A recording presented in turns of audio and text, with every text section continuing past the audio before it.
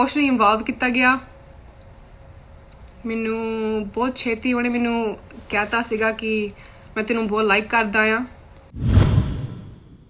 ਮੈਨੂੰ ਆਈ love you ਉਹਨੇ ਬਹੁਤ ਛੇਤੀ ਕਹਿ ਦਿੱਤਾ ਸੀਗਾ। ਦਿਲਪ੍ਰੀਤ ਮੇਰਾ ਸਾਰਾ ਫਰਸਟ ਸਭ ਕੁਝ ਸੀਗਾ, ਫਰਸਟ ਐਵਰੀਥਿੰਗ। ਬੇਬੇ ਇੱਦਾਂ ਦੀ ਕੋਈ ਗੱਲ ਨਹੀਂ ਹੈਗੀ। ਮੈਂ ਅੰਬਰ ਨੂੰ ਬਹੁਤ ਪਿਆਰ ਕਰਦਾ ਆ। ਉਹ ਕੁੜੀ ਮੈਨੂੰ ਫਸਾਉਣਾ ਚਾਹੁੰਦੀ ਸੀਗੀ। ਹੋਟਲ ਵਾਲੇ ਤੋਂ ਉਹਨੇ ਚਾਬੀ ਲੈ ਲਈ ਸੀ, ਅੰਦਰ ਵੜ ਗਈ ਸੀ, ਇਹ ਵੋ। ਐਂਡ ਅਗੇਨ ਮੈਂ ਗੱਲਾਂ 'ਚ ਆ ਗਈ। ਉਦੋਂ ਮੈਨੂੰ ਪਹਿਲੀ ਵਾਰ ਦਿਲਪ੍ਰੀਤ ਨੇ ਕੁੱਟਿਆ because I was leaving and he hit me. Dilpreet ਨੇ ਮੈਨੂੰ ਇੱਦਾਂ ਦੱਸਿਆ ਸੀ ਉਹਦੀ ਮੰਗਣੀ ਹੋਈ ਆ ਐਂਡ ਉਹਦੀ ਮੰਗਣੀ ਟੁੱਟ ਗਈ ਸੀਗੀ। ਜਦੋਂ ਡਰੰਕ ਹੋ ਕੇ ਘਰੇ ਆਉਂਦਾ ਸੀ, ਆਈ ਵੁੱਡ ਵੇਟ ਆਲ ਡੇ। ਘਰੇ ਮੈਂ ਬੈਠੀ ਵੇਟ ਕਰਦੀ ਰਹਿੰਦੀ ਸੀਗੀ। ਡਰੰਕ ਹੋ ਕੇ ਆਉਂਦਾ ਸੀਗਾ, ਲਿਟਰਲੀ ਮੈਂ ਉਹਦਾ ਬਾਂਹ ਮੋਢੇ ਤੇ ਰੱਖ ਕੇ ਉਹਨੂੰ ਫੜ ਕੇ ਉੱਤੇ ਨੂੰ ਲੈ ਕੇ ਜਾਂਦੀ ਹੁੰਦੀ ਸੀ। ਬੂਟ ਮੈਂ ਲਾਉਂਦੀ ਹੁੰਦੀ ਸੀ, ਜਰਾਬਾਂ ਮੈਂ ਲਾਉਂਦੀ ਹੁੰਦੀ ਸੀ, ਸਵੈਟਸ਼ਰਟ ਮੈਂ ਲਾਉਂਦੀ ਹੁੰਦੀ ਸੀਗੀ। ਆਲਰੇਡੀ ਜਿਹੜਾ ਮੈਂ ਦਿਖਾਇਆ ਹੋਇਆ ਤੁਸੀਂ ਉਹਨੂੰ ਮਜ਼ਾਕ ਬਣਾ ਲਿਆ ਆ। ਤੁਸੀਂ ਮੈਨੂੰ ਮੈਸੇਜ ਕਰਕੇ ਕਹਿ ਰਹੇ ਹੋ ਉਹਦੀ ਲਾਈਵ ਫੀਡ ਦੇਖ ਕੇ he cried to you guys or tried to cry and ਤੁਸੀਂ ਮੈਨੂੰ ਮੈਸੇਜ ਕਰਕੇ ਕਹਿ ਰਹੇ ਹੋ you are cheap, you are fake, that abuse was fake। ਮੈਂ ਉਹਨੂੰ ਗੇ ਬੋਲੀ ਸੀਗੀ ਕਿਉਂਕਿ ਸਾਡਾ ਕੋਈ ਫਿਜ਼ੀਕਲ ਰਿਲੇਸ਼ਨਸ਼ਿਪ ਨਹੀਂ ਸੀਗਾ।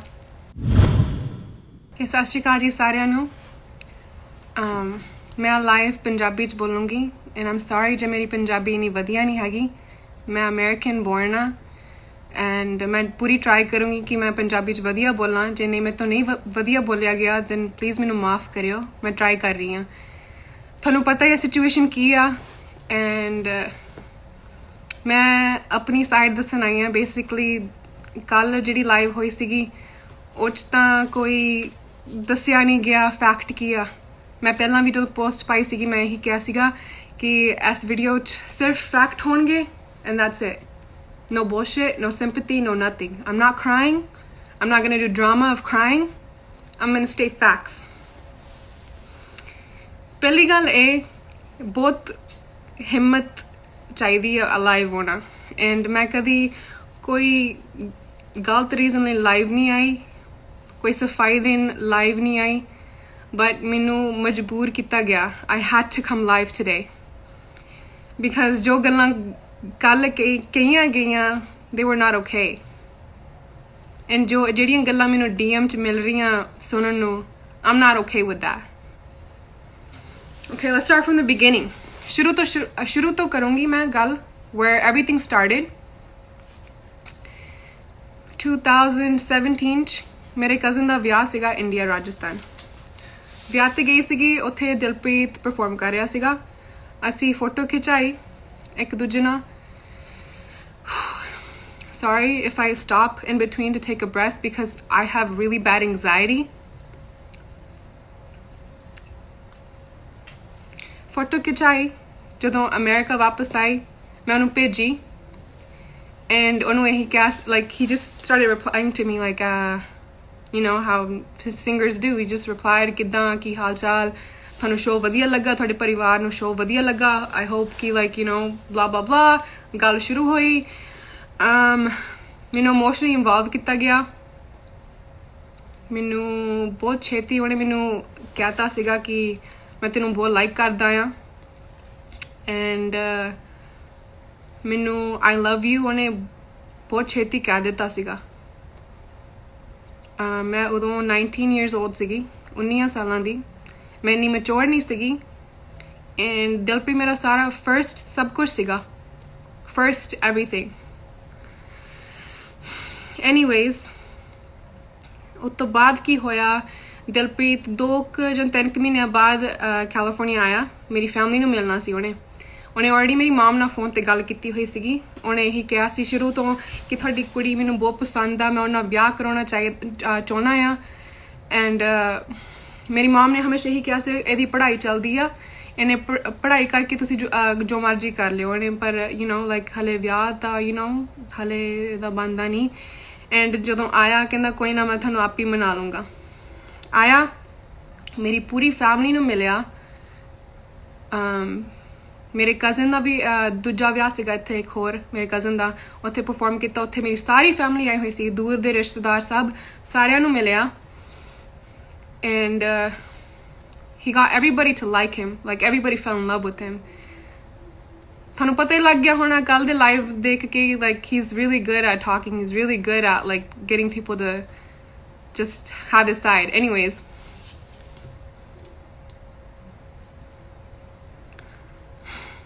he started telling my parents कि मैं ਇਹਨੂੰ ਲੈ ਕੇ ਜਾਣਾ ਇੰਗਲੈਂਡ, ਲੈ ਕੇ ਜਾਣਾ ਮੈਂ ਇਹਨੂੰ ਉੱਥੇ ਲੈ ਕੇ ਜਾਣਾ। ਮੇਰੇ ਪੇਰੈਂਟਸ ਕਹਿੰਦੇ ਕਿ ਤੂੰ ਇਹਦੇ ਨਾਲ ਇਦਾਂ ਨਹੀਂ ਘੁੰਮ ਸਕਦਾ, ਤੈਨੂੰ ਰੋਕਾ ਕਰਾਉਣਾ ਪੈਣਾ ਹੈ। ਰੋਕਾ ਕਰਾਇਆ।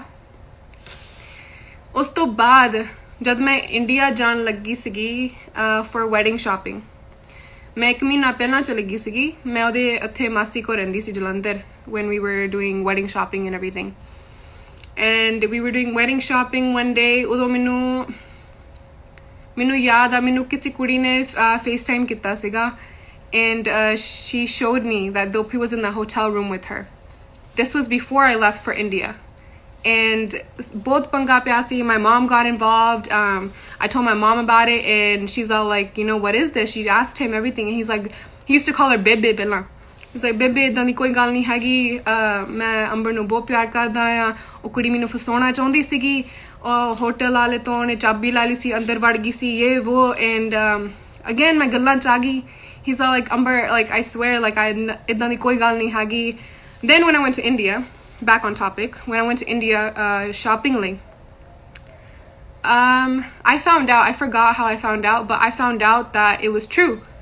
And Oman bhi gaya siga. He said, yeah, Amber, like this and that. We got in a big ass fight. Udo mainu pehli baar Dalpreet ne kuttiya because I was leaving and he hit me. I was filled up with bruises. My arms filled up with bruises, neck. I had black eye.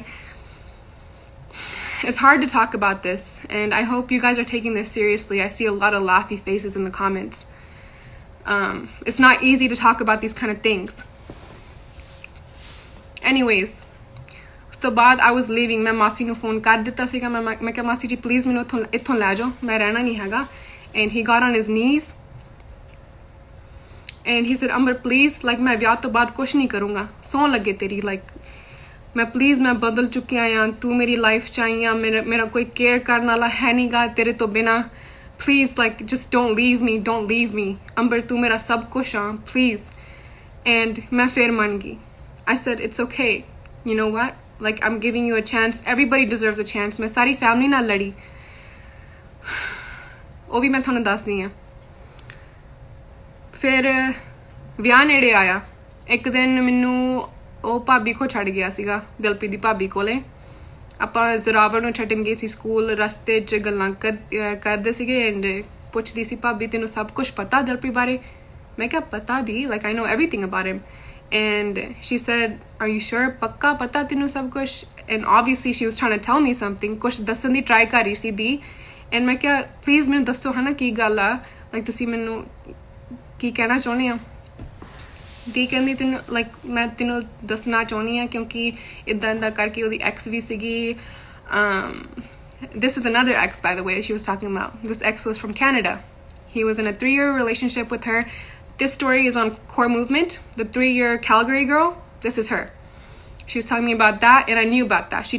He told me that he had one ex before that ex, and then that was her second one. I'm sorry if this is confusing. There's a lot of girls.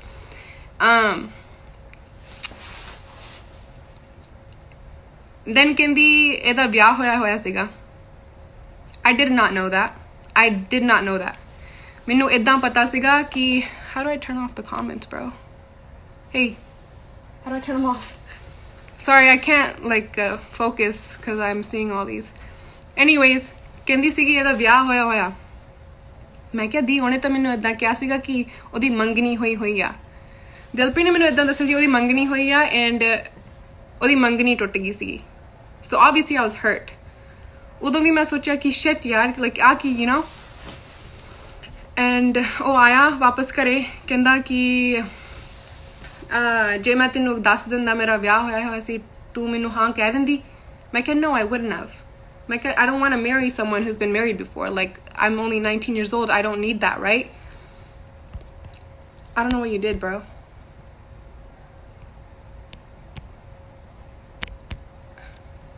Hey, come fix this. Where'd you go? Sorry guys, give me 1 second. I'm having issues right now. Wait, how am I gonna put that?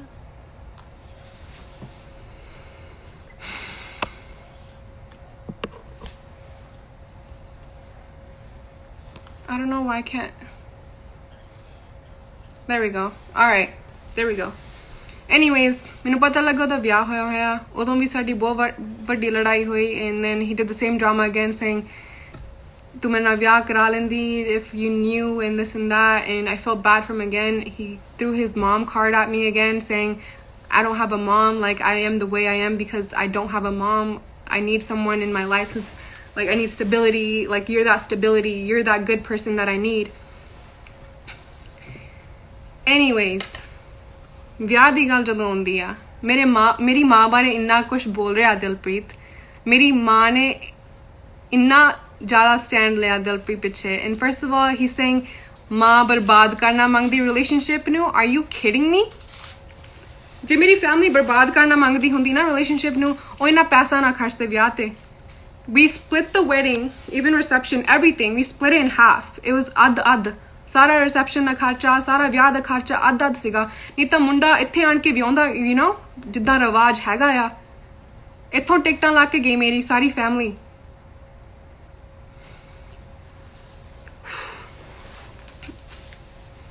sorry I'm just trying to make sure I'm staying on track because this stuff gets me riled up anyways we got married ਵਿਆਹ ਹੋ ਗਿਆ ਠੀਕ ਆ 2 ਮਹੀਨੇ 3 ਮਹੀਨੇ ਬਹੁਤ ਵਧੀਆ ਰਹੇ ਆਪਾਂ ਬਹੁਤ ਵਧੀਆ like everything was fine perfect then slowly Dilpreet ਬਹੁਤ ਜ਼ਿਆਦਾ ਪੀਣ ਲੱਗ ਗਏ ਸੀਗੇ he was drinking before too but not as bad like it wasn't as bad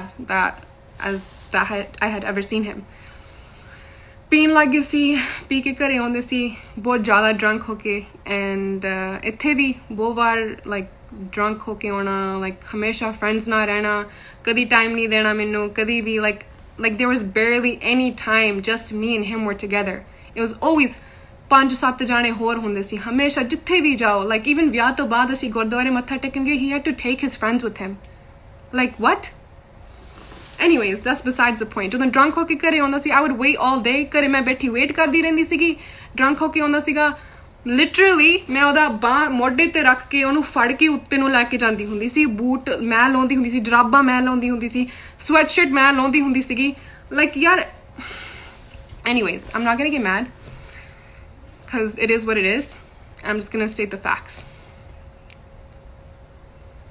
I cut off all my friends by the way when I got married and I know you guys know that my friends who are hitting me up now and are there for me and I commend you all because ਮੈਂ ਤੁਹਾਡਾ ਸਾਰਾ ਰਿਸ਼ਤਾ ਤੋੜ ਦਿੱਤਾ ਸੀਗਾ ਸਾਰਿਆਂ ਨਾਲ like ਇੱਥੋਂ like even family ਨਾਲ like he made me cut off everybody like I was so blind ਮੈਂ ਅੰਨੀ ਹੋ ਗਈ ਸੀ ਪਿਆਰ 'ਚ like 19 ਸਾਲਾਂ ਦੀ ਸੀਗੀ like ਉਹਨੇ ਮੈਨੂੰ ਇੰਨਾ ਜ਼ਿਆਦਾ manipulate ਕੀਤਾ ਇੰਨਾ ਜ਼ਿਆਦਾ ਮੈਨੂੰ ਇਦਾਂ ਦਿਖਾਇਆ ਕਿ ਅੰਬਰ like you're my everything you know anyways ਇੱਥੇ ਵੀ ਕਈ ਵਾਰ ਬਹੁਤ ਵੱਡੀ ਲੜਾਈ ਹੋਈ ਇੱਥੇ ਵੀ ਹੱਥ ਚੁੱਕਿਆ ਗਿਆ ਮੇਰੇ ਤੇ and I'll show you proof I have proof I didn't want to I'll show you some not gonna show everything already ਜਿਹੜਾ ਮੈਂ ਦਿਖਾਇਆ ਹੋਇਆ ਤੁਸੀਂ ਉਹਨੂੰ ਮਜ਼ਾਕ ਬਣਾ ਲਿਆ ਆ ਤੁਸੀਂ ਮੈਨੂੰ ਮੈਸੇਜ ਕਰਕੇ ਕਹਿ ਰਹੇ ਹੋ ਉਹਦੀ ਲਾਈਵ ਫੀਡ ਦੇਖ ਕੇ he cried to you guys or tried to cry and ਤੁਸੀਂ ਮੈਨੂੰ ਮੈਸੇਜ ਕਰਕੇ ਕਹਿ ਰਹੇ ਹੋ you are cheap you are fake that abuse was fake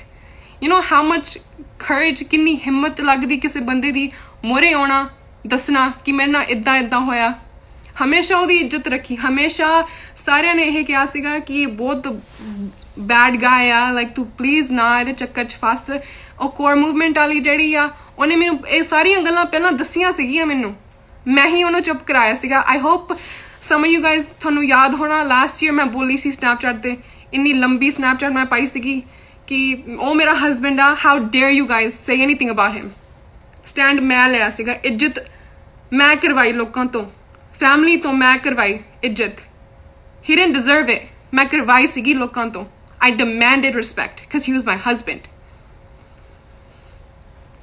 anyways fuck all that sorry my language here's a few pictures this is nothing but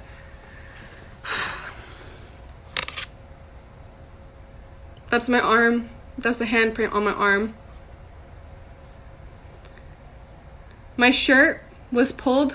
I was trying to get out of the car with his phone because I was trying to look at his phone. He literally grabbed me by the shirt, pulled it hella hard, like he kept it there. I was trying to get out of the car with his phone. He pulled my... Doesn't matter. You guys saying he doesn't get drunk, he lies about drinking. ਕੀ ਕਰੂਗਾ? ਦਿਨ ਰਾਤ ਬੁਰੀ ਦਿਖਾਊਗਾ। ਕੀ? ਦਿਨ ਰਾਤ ਤੂੰ ਬੁਲਾਉਣਾ ਬੜਾ। ਕੀ? ਮੈਂ ਕਿਹਾ ਮੈਂ ਤੂੰ ਬੁਲਾਉਣਾ ਬੜਾ ਤੈਨੂੰ ਉਰੀ ਦਿਖਾਊਗਾ ਰੱਬ। ਇਹ ਬਦਸੀਸ ਦੇ ਰਹੇ ਹੋ? ਰੱਬ ਨੂੰ ਪਤਾ ਮੈਂ ਕਹਿੰਦਾ। ਡੋਪੀ ਮੈਂ ਕੈਂਸਲ ਕਰ ਦੂੰਗਾ ਅਮਰੀਕਾ ਵਾਲੇ। ਕੀ ਅਮਰੀਕਾ ਵਾਲੇ? ਯਾਰ ਆ ਸ਼ੋਅ ਬੰਦ ਕਰ ਦੇ ਯਾਰ। That's nothing. That is nothing. There's almost every Snapchat memory I have is him drunk and me taking care of him. I was 19, 20 years old. That's what my life was. Every day. Every day, that's what my life was. Anyways, ਹੁਣ ਜੋ ਹੋਇਆ ਸੀਗਾ ਮੈਂ ਹੁਣ ਦੀ ਗੱਲ ਕਰਦੀ ਹਾਂ। December 'ਚ ਮੈਂ ਗਈ ਸੀ ਮੇਰੀ Christmas break ਲਈ 10-12 ਦਿਨਾਂ ਦੀ ਮੇਰੀ break ਸੀਗੀ Christmas the. I'm in a nursing program. Hard as fuck. 1 year long program ਆ। Fast paced ਆ। Exams ਮੇਰੇ 2-3 every week ਹੁੰਦੇ ਆ। Every week, no matter what. ਹੁਣ ਵੀ ਅੱਜ ਵੀ ਮੈਂ exam ਦੇ ਕੇ ਹਟੀ, which I'm pretty sure I failed. Don't worry, I am gonna become a nurse. I am gonna throw that in your face. When I went there, first I went to Dubai. We stayed in Dubai for like 2-3 days. We fought there. It wasn't physical over there. Then we went to India. India jo hoya, one night we were drinking and I got really emotional. People who know me, if I drink, I get emotional. I got emotional and I started saying how I feel. I said, mind you, I went there after 5 months, no physical relationship. Sada koi physical relationship nahi siga at all. He did not even like. I told him like, what's the matter, right? Like, why aren't you like giving me attention? Like, is something wrong? Like, making me feel hella insecure about myself. Calling me.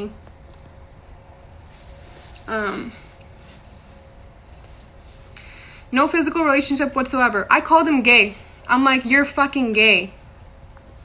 Why aren't you like showing me attention? Then what he does, we're sitting in the car.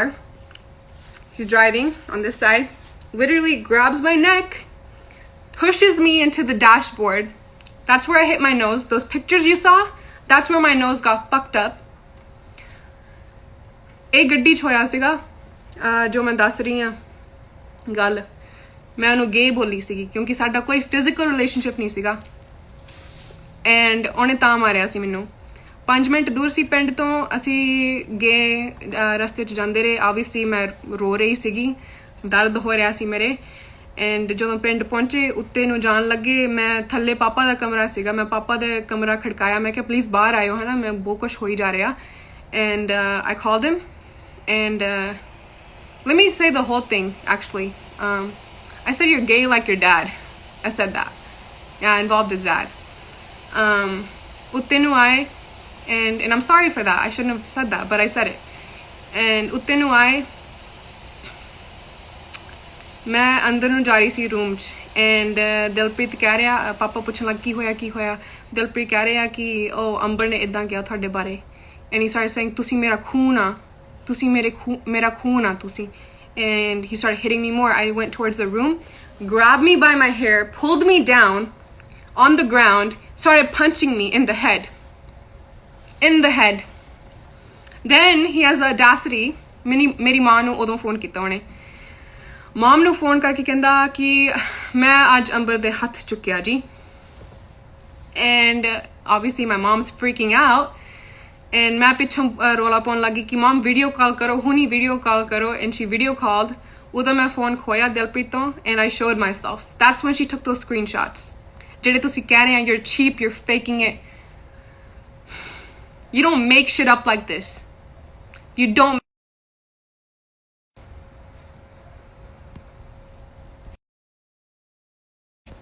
I don't know, people are trying to call me and disturb my live, but whoever's calling me, grow a pair of balls. I swear to God.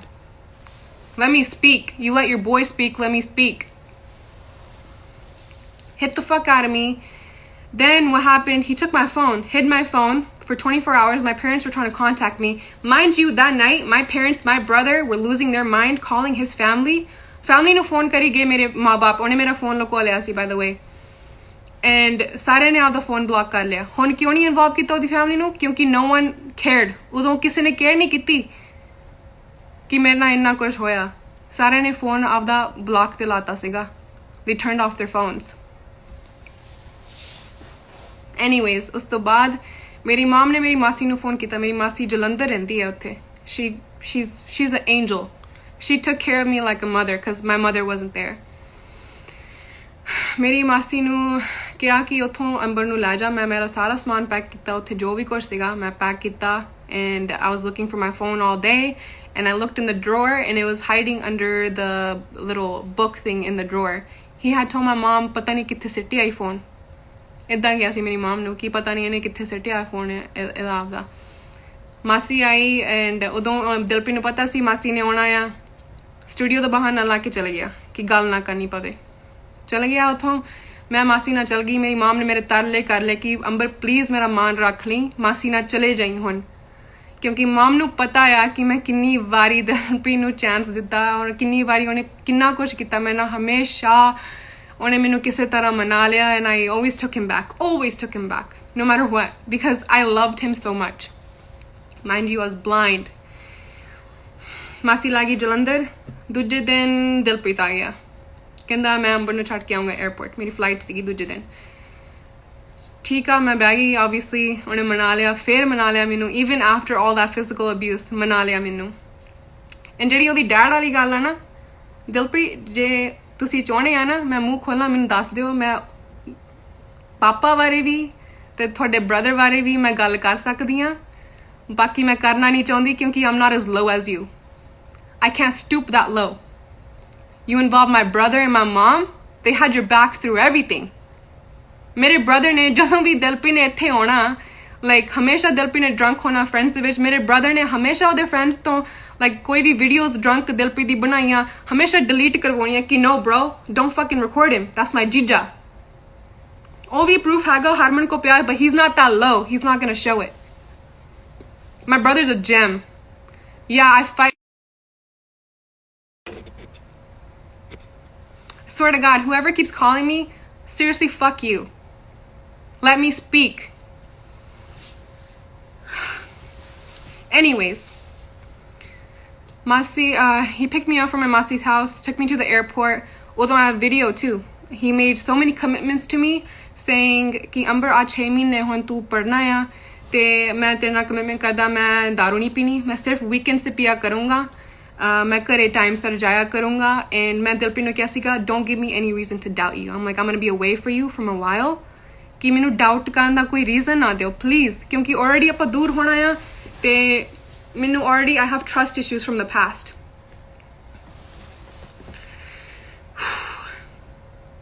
He made all those commitments. ਮੇਰੇ ਕੋ video ਪਈ ਆ ਉਹ. ਮੈਂ video ਤੇ ਲਈ ਸੀ ਦਿਲਪ੍ਰੀਤ ਨੂੰ ਕਿਉਂਕਿ I always recorded him. Like that's just I record everybody like all the time.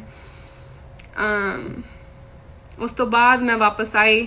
ਜਦੋਂ ਮੈਂ ਵਾਪਸ ਆਈ ਬਹੁਤ ਜ਼ਿਆਦਾ ਘਟਾਤਾ ਸੀ ਦਿਲਪ੍ਰੀਤ ਨਾਲ ਗੱਲ ਕਰਨਾ ਮੇਰੇ ਨਾਲ. ਲਾਈਕ ਮੈਨੂੰ ਉਦੋਂ ਹੀ ਥੋੜਾ ਸ਼ੱਕ ਹੋਣ ਲੱਗ ਗਿਆ ਹੈ ਨਾ like what the hell is going on.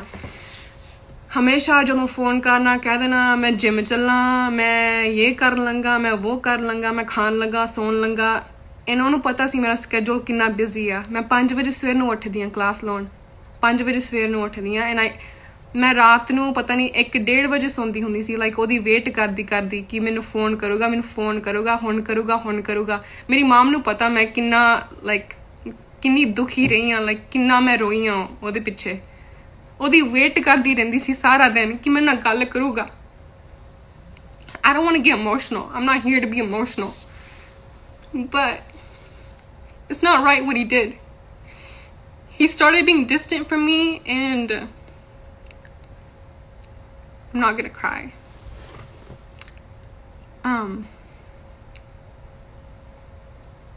ਇੱਕ ਗੱਲ ਦੱਸਦੀ ਆ ਮੈਂ ਨਾ ਸੁਪਨਾ ਮੂਵੀ ਦੇਖਣੀ ਸੀਗੀ ਮੇਰਾ ਬਹੁਤ ਜੀ ਕਰਦਾ ਸੀਗਾ ਮੈਨੂੰ ਕਿਹਾ ਸੀਗਾ ਮੈਂ ਕਿਹਾ ਜ਼ੂਮ ਡਾਊਨਲੋਡ ਕਰ ਲਾ ਅਸੀਂ ਮੂਵੀ ਦੇਖਦੇ ਆ 2 ਹਫ਼ਤੇ ਮੈਂ ਮਿੰਤਾਂ ਕਰਦੀ ਰਹੀ ਮੈਂ ਨਾ ਮੂਵੀ ਦੇਖ fuck I don't want to cry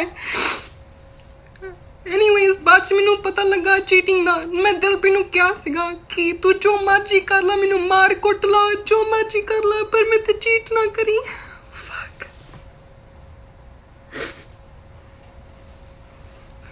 not gonna cry I said मैं ते cheat ना करी like ਉਹੀ ਇੱਕ ਮੈਨੂੰ ਬਹੁਤ ਦੁੱਖ ਲੱਗਣਾ ਮੈਨੂੰ ਜੇ ਤੂੰ cheat ਕੀਤਾ ਮੈਂ ਤੇ and ਜਦੋਂ ਮੈਨੂੰ ਪਤਾ ਲੱਗਾ ਮੈਂ ਇੰਨਾ ਜ਼ਿਆਦਾ ਟੁੱਟ ਗਈ like ਇੰਨਾ ਜ਼ਿਆਦਾ ਟੁੱਟ ਗਈ ਕਦੀ ਜ਼ਿੰਦਗੀ 'ਚ ਮੈਂ ਇੰਨਾ ਟੁੱਟੀ ਨਹੀਂ ਹੋਣੀ ਮੇਰੇ ਮਾਂ-ਬਾਪ ਨੂੰ ਪਤਾ like I had a anxiety attack in my room like ਇੰਨਾ ਜ਼ਿਆਦਾ like mom and dad had to hold me down for 10 minutes straight ਬਾਕੀ ਮੈਂ ਇੱਥੇ ਰੋਣ ਲਈ ਨਹੀਂ ਆਈ ਮੈਂ ਡਰਾਮਾ ਕਰਨ ਲਈ ਨਹੀਂ ਆਈ ਜਿਹਨੇ ਮੇਰੀ ਗੱਲ ਮੰਨਣੀ ਆ ਮੰਨੋ ਨਹੀਂ ਮੰਨਣੀ ਨਾ ਮੰਨੋ ਮੈਂ ਸੋਸ਼ਲ ਮੀਡੀਆ ਤੋਂ ਅਪਰੂਵਲ ਨਹੀਂ ਲੈਣ ਆਈ ਪਰ ਮੇਰੇ ਨਾਲ ਬਹੁਤ ਜ਼ਿਆਦਾ ਕੁਝ ਹੋਇਆ and I'm done dealing with it it's over Dilpreet you can't win me back you're not gonna change ਤੂੰ ਨਹੀਂ ਬਦਲ ਸਕਦਾ ਮੇਰੀ ਮਾਂ ਨੇ ਜੋ ਤੇਰੀ ਮਾਂ ਬਾਰੇ ਕਿਹਾ like ਨਹੀਂ ਸੀ ਕਹਿਣਾ ਚਾਹੀਦਾ but ਉਹਨੂੰ ਇੰਨਾ ਦੁਖੀ ਕੀਤਾ ਉਹਨੇ ਮੈਨੂੰ ਦੇਖਿਆ ਕਿ ਮੈਂ ਕਿੰਨੀ ਦੁਖੀ ਰਹੀ ਹਾਂ ਡਿਊਡ ਜਦੋਂ ਤੇਰੀ ਵੇਟ ਕਰਦੀ ਹੁੰਦੀ ਸੀਗੀ ਮੇਰੀ ਮਾਂ ਉੱਥੇ ਸੀਗੀ my mom was there to take care of me and be there for me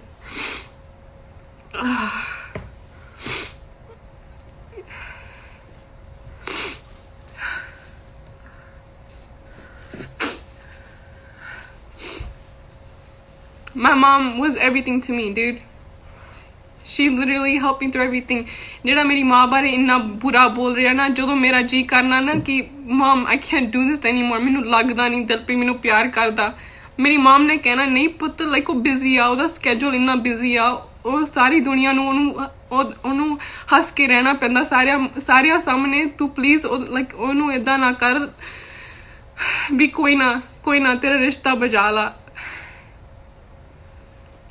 ਫਿਰ ਮਾਮ ਨੇ ਹਾਰ ਕੇ ਇਦਾਂ ਵੀ ਕਹਿਣਾ ਕਿ ਤੇਰਾ ਮਨ ਨਾ ਤਾਂ ਤੂੰ ਦੇਖ ਲਾ ਤੂੰ ਨਹੀਂ ਖੁਸ਼ ਤਾਂ ਦੇਖ ਲਾ ਹੋਰ ਉਹ ਕੀ ਕਹਿੰਦੀ ਡੂਡ he cheated on me with the auntie 45-year-old auntie what the fuck what did I not give you where did I not stand with you I fought with everybody मेरे ਵਿਆਹ ਵੇਲੇ ਮੇਰੀ ਸਾਰੀ ਫੈਮਿਲੀ ਨੇ ਮੇਰੀ ਕਚਹਿਰੀ ਲਾਈ ਸੀਗੀ ਕਿ ਉਹਦੇ ਵਿਆਹ ਬਾਰੇ ਨਹੀਂ ਤੈਨੂੰ ਦੱਸਿਆ ਉਹ ਚੀਟ ਕਰਦਾ ਆ ਉਹਨਾਂ ਨੇ ਮੈਨੂੰ ਸਾਰਾ ਕੁਝ ਦੱਸਿਆ ਕਿਉਂਕਿ ਉਹਨਾਂ ਨੇ ਪਤਾ ਕਰਾਇਆ ਸੀਗਾ ਜੀ ਜਿਹੜਾ ਕਹਿ ਰਹੇ ਨਾ ਮੇਰੇ ਪਿੰਡ ਜਾ ਕੇ ਪਤਾ ਕਰਾਓ ਸਾਰਾ ਕੁਝ ਪਤਾ ਕਰਾਇਆ ਸੀ I fought for you I fought with everybody I fought with my friends everybody was telling me oh ਏਦਾਂ ਦਾ you put your hands on me I still forgave you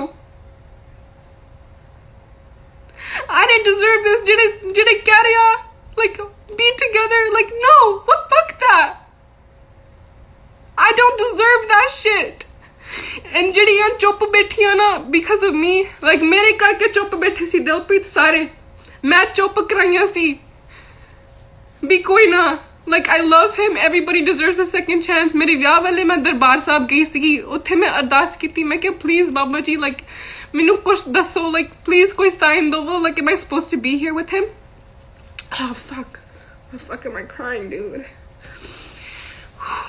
anyways I just want to say I'm ending it ਖਤਮ ਆ ਸਭ ਕੁਝ ਮੈਂ ਵਾਪਸ ਨਹੀਂ ਜਾ ਰਹੀ ਦਿਲਪ੍ਰੀਤ ਮੇਰੀ ਵੇਟ ਨਾ ਕਰੀ ਕਿਉਂਕਿ ਮੈਂ ਬਹੁਤ ਕੁਝ ਸਹਿ ਲਿਆ ਮੈਂ ਇਹੀ ਕਿਹਾ ਸੀਗਾ ਇੱਕ ਵਾਰ ਕੁੱਟ ਵੀ ਸਹਿ ਲੂੰਗੀ ਮਾਰ ਕੁੱਟ ਗਾਲਾਂ ਵੀ ਸਹਿ ਲੂੰਗੀ ਮੇਰੀ ਫੈਮਿਲੀ ਨੂੰ ਹੇਟ ਕਰ ਲਾਈਕ ਮੈਂ ਠੀਕ ਕਰ ਲੂੰਗੀ ਸਭ ਕੁਝ